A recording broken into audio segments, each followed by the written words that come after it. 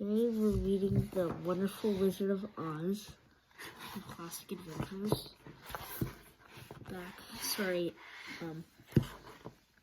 So adapted by Susan Hill Long, illustrated by Torres Martinez. So, anyway,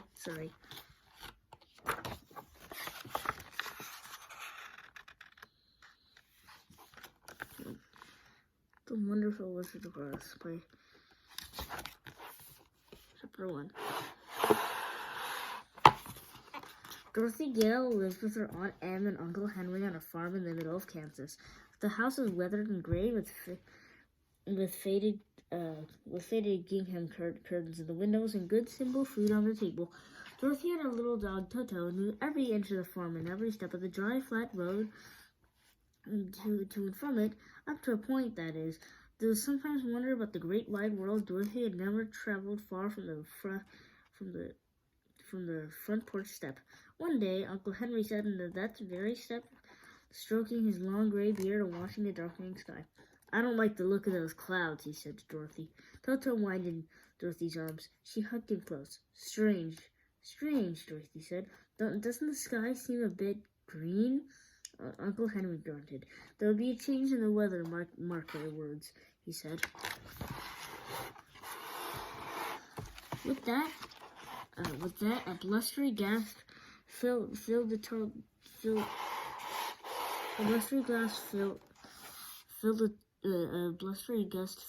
flattened the tall grass to the east. From the north came a sound like thunder, and in the south darkness spread. Then a wicked wind came out from the west, with wailing and howling and shrieking that set Dorothy's heart a-thump. Toto leapt from Dorothy's arms and ran into the house. Uncle Henry sprang to his feet. "A cyclone! There's a cyclone coming!" he hollered. He ran to the barn where the cows and horses were kept. Dorothy stood there, watching as if her feet had taken root. Aunt Em appeared at the door. "Quick, Dorothy! Run for the cellar!" Aunt Em yanked open the trapdoor in the front of the house and disappeared into the ladder, the small dark hole. Dorothy ran inside and dragged Toto from under the bed. The wind hissed. The house shook. Dorothy lost footing and sat suddenly on the floor with a bump. Strange thing had happened. The house lifted up, it rose. The house whirled around 2 or 3 times and spun up slowly through the air. Dorothy was terribly frightened, but at the same time she was curious. This must be what it feels like to go up a balloon, she thought. It was very dark, and the wind howled around her, but Dorothy found she was riding quite easily. Toto didn't like it. He ran about the room barking loudly. Then suddenly he fell through the open trap door. "Toto!" cried Dorothy. She lunged forward, grabbed Toto, moved safely into the room, and slammed the trap door shut. And on the house was carried miles and miles away. Dorothy sat still in the bed, hugging her little dog in her arms. "Oh, Toto," she said. "What in the world is happening?" Chapter 2. Chapter 2. The house swayed and the wind wailed, but in spite of it, Dorothy must have fallen asleep. For she awoke with a start. The house was not moving. Dorothy sprang from the bed and ran and opened the door. A cyclone set the house down very gently in a place that was certainly not Kansas. Green grass and tall trees and bright flowers grew everywhere she looked. There was not a dull field of wheat to be seen. Birds warmed their wings in sunshine, singing sweetly, and the air smelled fresh as morning. Toto stretched away dogs do. Dorothy saw coming toward her a group of 3 men and 1 old woman. They're not as big as Uncle Henry and Aunt Em. In fact, they look about as tall as Dorothy.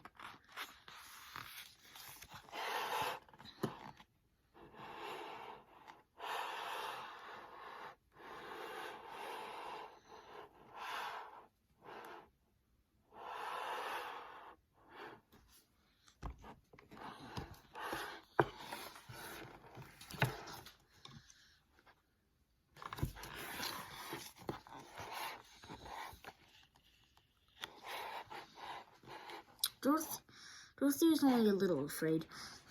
These folks look so friendly with their odd, cheerful clothing and their rosy cheeks. The little woman is older than Aunt Em, but she sparkled in a way Aunt Em did not. It wasn't just her glittery blue hat and gown, but as the woman walked closer, Dorothy saw that her eyes sparkled too. "Well, welcome, most noble sorcerers, to the land of Oz," said the sparkling woman. "The Munchkins and I are so grateful for you to have killed the Wicked Witch of the East." "Oh, there must have been some mistake," Dorothy cried. "I haven't killed anything, never in all my life." "Your house did anyway," she replied, the sparkling woman, pointing to the corner of the house. 2 feet were sticking out from a moment, wearing silver shoes with pointed toes. "Oh no," cried Dorothy. "What can we do?" "Celebrate," said the sparkling woman. "The Wicked Witch of the East has kept the Munchkins under her cruel spell for years. Now, thanks to you, they're free."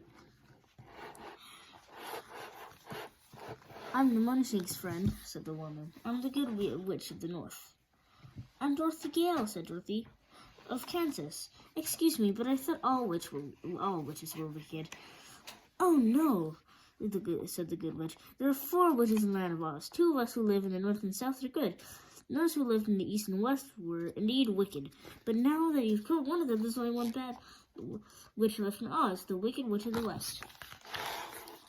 Just then, and the Munchkins all pointed to the corner of the house. The feet of the dead witch has disappeared. Nothing is left but the silver shoes. "Those shoes, my dear, are yours," said the Good Witch of North, handing to Dorothy. "Thank you," said Dorothy. She checked the shoes inside the farmhouse and then said, "It's been a pleasure meeting you, but it's been a long day, and I very much want to go to my home to Aunt and Uncle in Kansas now. Can you help me?" Munchkins and the witch shook their heads. "A great desert surrounds us to the east and north," said one Munchkin. "And to the south lies the country of the Quadlings. To the west, of course," whispered another Munchkin with a shudder, "there lives the Wicked Witch." The Good Witch of the North patted Dorothy on the shoulder.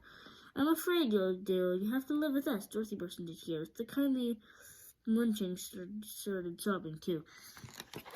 "You must go to the Emerald City," said the Good Witch. "Perhaps Oz, the Great Wizard, can help you."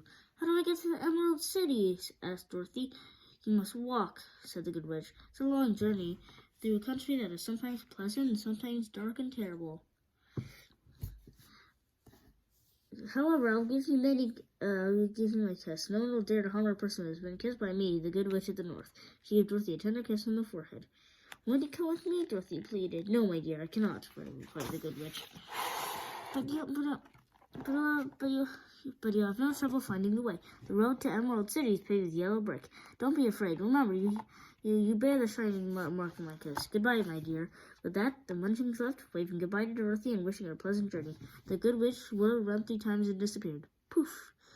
Dorothy went into the house, took a basket, and filled it with bread to eat on her journey. Then she saw the silver shoes that belonged to the Wicked Witch of the East. She took off her old worn-out shoes and tried on the silver ones. They fit perfectly. "Come on along, Toto," Dorothy said. She tried to sound brave, and then she fell for Toto's sake. She squared her shoulders. "We'll go to Emerald City and ask the Great Oz how we get home to Kansas." Chapter 3. It didn't take Dorothy long to find the road of yellow bricks. Somebody setting up made her feel better, and the silver shoes tapped merrily on the bricks. They walked through the Emerald City. Whenever Dorothy passed a house, the Munchkins would come out and thank her for killing the Wicked Witch of the East and setting them free. After she had walked several miles, Dorothy stopped to rest on a fence beside the road. From there, she saw a scarecrow on the post. "Good day," said the scarecrow. Toto barked like mad, and Dorothy nearly fell off the fence. "Did you speak?" she said. "Of course," asked Miss Susan. "How do you do?" "I'm pretty well, thank you," replied Dorothy politely. How do you do?" "Not too well," said the Scarecrow. "It's very dull being stuck up here." "Can't you get down?" asked Dorothy. "No," said the Scarecrow. "This pole is jammed up my back. If you could take away the pole, I'd be grateful." Dorothy hopped from the fence and walked into the field. She reached up and lifted the Scarecrow from the pole. She tossed plenty of hay and straw back home in Kansas, and the Scarecrow is no heavier than that. "Thank you," said the Scarecrow. "I feel like a new man. Now, who are you, and where are you going?" "My name is Dorothy," she said, talking more easily with the stuffed man than might be expected. Going back to the Emerald City to ask Wade also sent me back home to Kansas. What? Where? Who? Asked the Scarecrow. Don't you know? I don't know anything. I'm stuffed full of hay. I have no brains, he said. He suddenly tapped his head where the brains would be if he had any. Oh, Dorothy said. I'm awfully sorry. Hey, said the Scarecrow, pointing a finger in the air, as if he had a thought of all things. Do you think that if I go with you, Oz will give me some brains? I don't know, Dorothy replied. But if you come with me, I'll ask Oz to do all I can for you. Oh, thank you, said the Scarecrow. Strange to see a Scarecrow smile, but not any stranger than hearing one speak. They walked back to the road. Dorothy helped them over the fence. They started along the road of yellow brick. As they walked, Dorothy told the Scarecrow about Kansas, how gray everything was there, and how the cyclone has dropped their land of Oz. The Scarecrow listened carefully with his painted-on ears. I can't understand why I wish to leave this beautiful country, go back to dry, clay place you call Kansas. Well, I guess no matter how dull or dreamy or wholesome, people rather live there than anyone else. There's no place like home.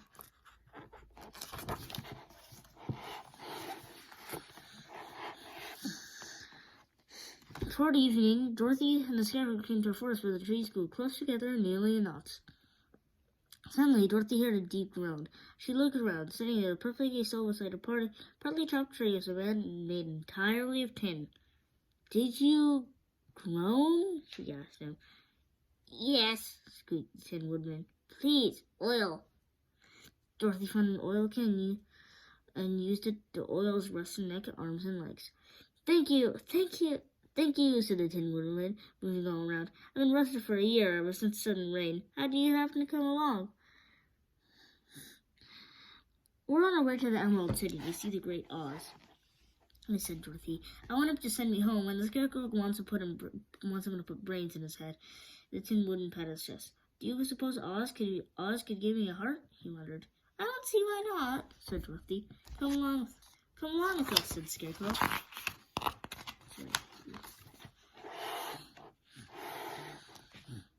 As Dorothy and her friends were walking through the thick woods, so often there came a deep, loud growl. Dorothy was frightened. Toto came close to her side. Suddenly there came a terrible roar. A great lion bounded to the road. With one blow of his paw, he sent the Scarecrow spinning. As Dragon the Tin Woodman was close, Toto ran barking toward the lion, who opened his mouth to bite. Dorothy rushed forward and slapped the lion on his nose. You should be ashamed of yourself, she scolded. Why, you're nothing but a big coward. I know it, admitted the cowardly lion, ashamed. Sorry, why'd you wander to this part of the forest? It's awfully dark and scary here. We're going to the Emerald City, said Dorothy. I'm going to ask the Wizard of Oz to send me home.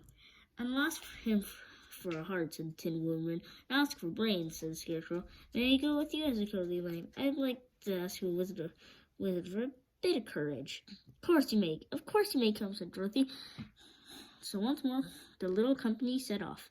The rest of the day passed without any adventures, except that the Tin Woodman stepped on a beetle and killed the poor little thing. He cried tears of sorrow and regret. Tears ran down his face and rusted the hinges of his jaws together. The Scarecrow quickly used the oil can, and soon the Tin Woodman could move his jaws again. Oh, thank you, he said. Think nothing of it, said the Scarecrow. Suppose I can lead the way, said the lion, anxiously looking around, in case there are any more beetles.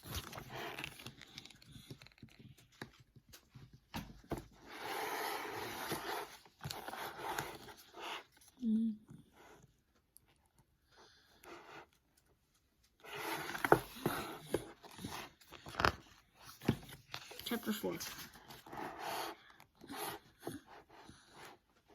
The four companions and Toto, of course, walked and rested and walked again. Several days went by this way. They ate the remaining bread in the Dorothy's basket and plucked what fruit and nuts they could find. They met 3 or 4 obstacles that were very likely to overcome. Imagine fierce beasts, great dishes, and jagged rocks, a wild river crossing, or falling into deadly sleep. And none of those challenges demanded the very brains, heart, and courage the companions were seeking. But hero's dream was push ahead to the Emerald City, where the sky goes greenish, and a dazzling green gate looms large in a big green wall. Dorothy rang the bell. The doors of the gate swung open slowly, and they all walked through a high arched passageway where the walls glittered with emeralds. Before they stood a little man dressed in all green from head to toe. What do you seek in Emerald City? He asked. We came here to see a great Oz, said Dorothy. I'm the guardian of the gates, said the green man. Send you demand to see the great Oz. I must take you to his palace. First, put on the spectacles. Without them, the brightness of the Emerald City would blind you. With that, he gave them all. He gave them all, even Toto, green glass with green lessons. The guardian of the gates put his own glass and led them to the Emerald City. Even the green spectacles, Dorothy and her friends were dazzled. The streets were lined with beautiful houses, all built of green marble and studding everywhere with sparkling emeralds. The window panes were green glass, and even the rays of the sun were green. Crowds of greenish people wearing green glasses were dressed in green clothes. Green shops sold green candy and green lemonade.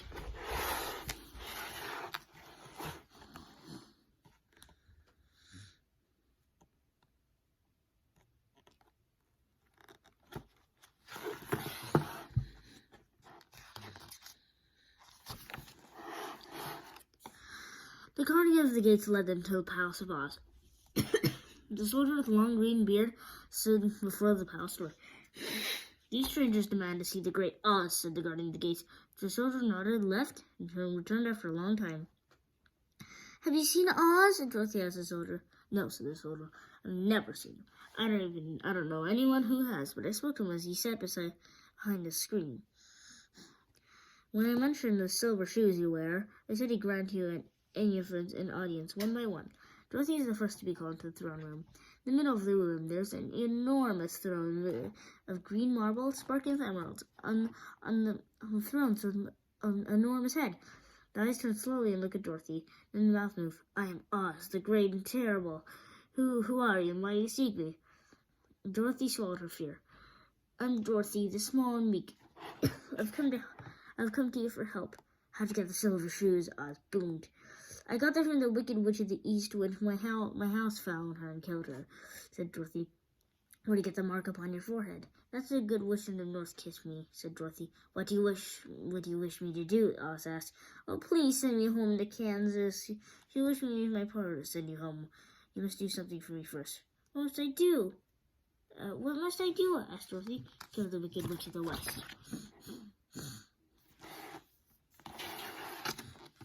Dorothy burst into tears.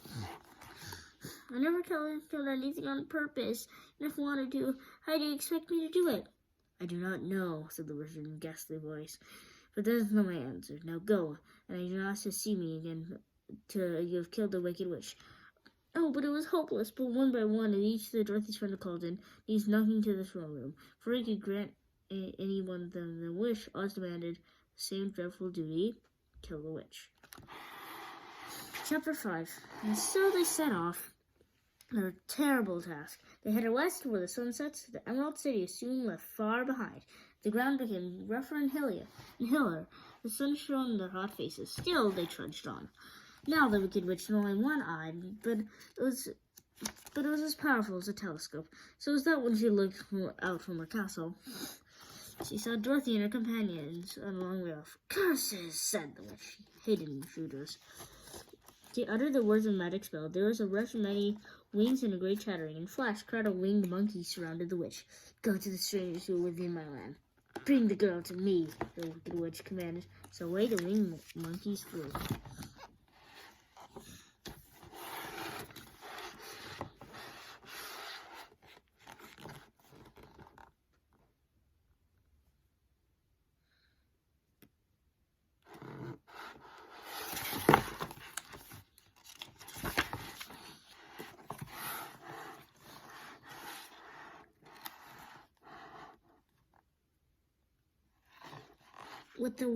With the rush and the swirl, the monkey swooped down, picked up Dorothy, and carried her off to the castle, leaving her friends behind.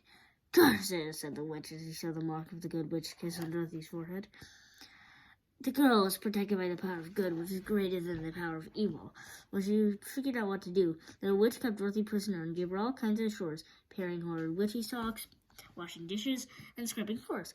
Dorothy didn't complain, but she was awfully worried about her friends. The witch desperately wanted Dorothy's silver shoes. One day, she deliberately made Dorothy trips so that one of her shoes flew off. The Wicked Witch had snatched up the shoe. Dorothy, so angry that she grabbed a bucket of water, threw it on the witch, dousing her from pointy hat to toe. I'm melting! Wailed the Wicked Witch. She crumbled, sank, and spread in a puddle on the floor. Dorothy swept the mess out the door and pulled on the silver shoe. Then she ran outside, shouting, "The Wicked Witch is dead!" People of the West were so grateful they rid the witch that they gladly helped Dorothy reunite with her friends. Even the wing monkeys helped because they were so delighted to be freed. Chapter 6. Dorothy and her friends went immediately to the wizard to see the wizard.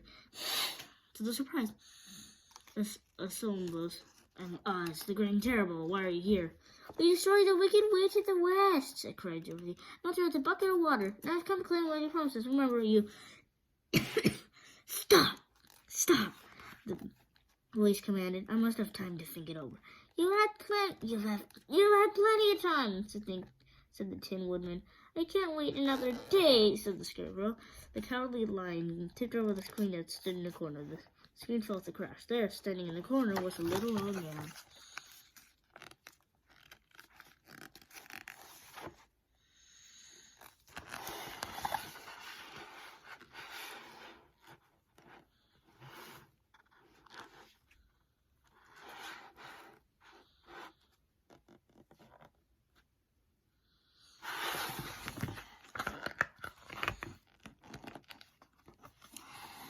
"I am Oz the Great and Terrible," said the little man in a trembling voice.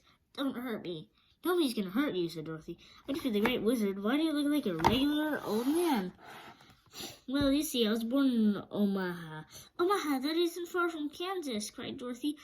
"I was a balloonist," explained the man. "One day I went up in the balloon, the ropes got twisted so that I couldn't come down again. Then went way up above the clouds where a current of air carried it many miles away. So when it landed here, the people thought I was a great wizard. So I thought, why not? I ordered them to build what I called the Emerald City. To make the name fit, I put green circles on all the people so that everything they saw was green." "Isn't it?" said the Scarecrow. "No more than any other city. I have been good to the people, and they've been happy. But you made it all up. I think you're a very bad man." "Oh, no, my dear. I'm a good man, but I'm a bad wizard." A hush fell over the room. The Scarecrow said it was on his way. Then you can't help any of us, can you? You can't give me brains. You don't need them. You're learning something every day. A baby has brains, but it doesn't know much. Experience is the only thing that brings knowledge. The longer you're on Earth, the more experience you'll get, and the more you'll know." "Maybe," said the Scarecrow. "Right now, I know that I'll be very unhappy unless you give me brains." The pretend wizard sighed. I'm not much of a magician," I said. "But if you come to me tomorrow, I can stuff your head with brains. I cannot tell you how to use them forever. You must find that out for yourself." "Oh, thank you," cried the Scarecrow. "I'll find a way to use them, never fear." "But what about my courage?" asked the Cowardly Lion. "There is no living thing that isn't afraid when it faces danger," said Oz. "True courage is facing danger when you're afraid, and that kind of courage you have it in plenty."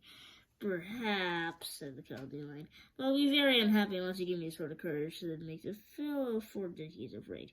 "Very well, I'll give you the sort of courage tomorrow," replied Oz. "Well, how about my heart?" asked the Tin Woodman earnestly.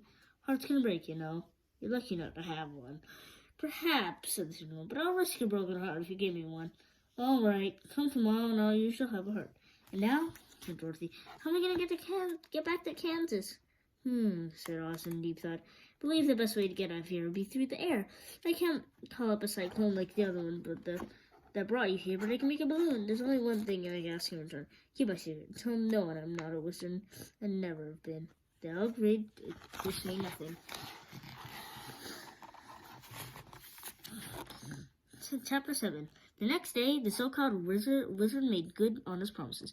First, he unfastened the Scarecrow's head. He stuffed it with a mixture he made of bran and pins and needles. Then he filled the rest with twisted straw to hold in place.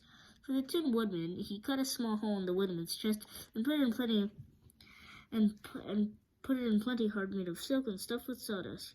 Then he closed up the hole he made, and the Lion got a green bottle of bad-tasting liquid to drink. The Scarecrow said there was wonderful thoughts in his head. When the Tin Woodman talked about it, he felt kind of tender and heart rattling around the bus. Lion declared he was afraid of nothing on earth.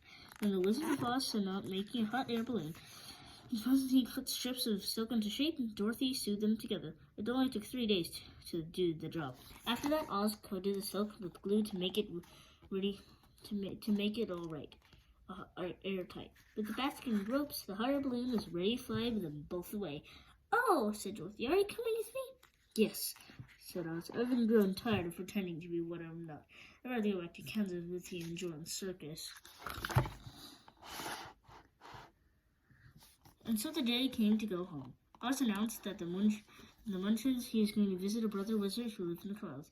"While I'm gone, the wise scarecrow will rule over you," he said. The balloon was by this time tugging hard at the rope that held it to the ground. "Come, Dorothy!" cried the wizard. "Hurry up, the balloon will fly away!" But Toto had run in the crowd for a kitten, and Dorothy had to find him. So he picked him up and was running for the balloon, and suddenly the ropes broke. The balloon rose into the air without her. Come back! Dorothy shouted. I can't come back!" cried Oz from the basket. "Goodbye!" And that was the last of it. And that was the last any of them ever saw Oz, the wonderful wizard, though he may have even reached Omaha safely and knows now, for all we know. Dorothy wept and prayed to it. "Oh, I'll never get home."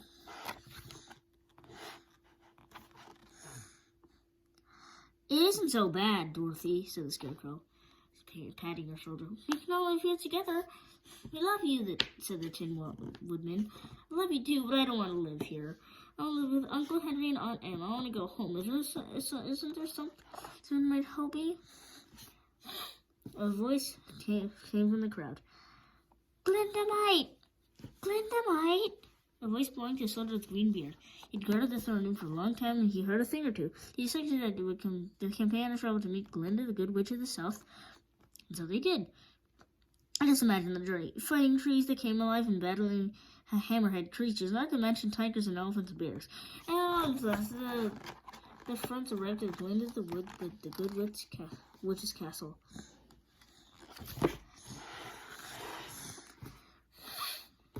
Dorothy told Glinda how the cyclone had brought her to Oz and how she had found her friends and all the adventures they had. "My greatest wish is now to go home to Kansas," Dorothy explained. "Uncle Henry and Aunt Em will think something dreadful has happened to me."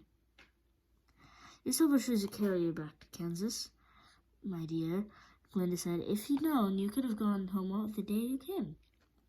"But think, if I had gone home that day, I would never had my brains. I would not have my heart," said the Tin Woodman tenderly. "And I would have been a coward forever," said the Lion. He gave a roar just for show. Dorothy smiled. "I'm glad to have made such dear friends, but now I want to go back home to Kansas where I belong. All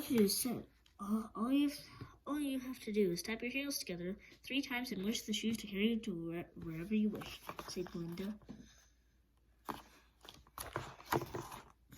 Dorothy threw her arms around the Lion's neck and kissed him. She kissed the Tin Woodman. When she hugged her soft-stuffed body of Scarecrow, she began to cry. "Don't you cry," said the Lion to the Tin Woodman. "You'll rust." Dorothy brushed the tears over her cheeks and took Toto into the arms. "Goodbye, my friends," she said. "Goodbye."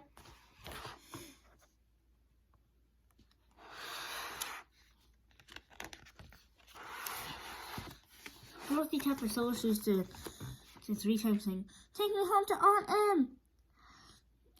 Take me home to Aunt Em and Uncle Henry!" Instantly, she was whirling through the air, the wind whistling past her ears. Then she found herself sitting in her stocking feet, surrounded by the Kansas prairie. There was Uncle Henry milking the cows in the barnyard.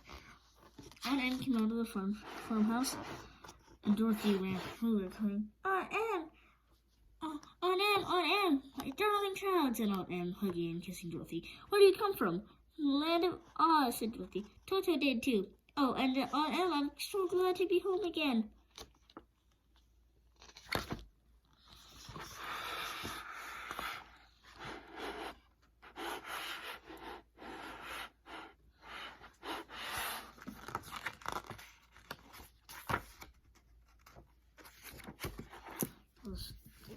That was The Wonderful Wizard of Oz, Classic Adventures by Frank Baum.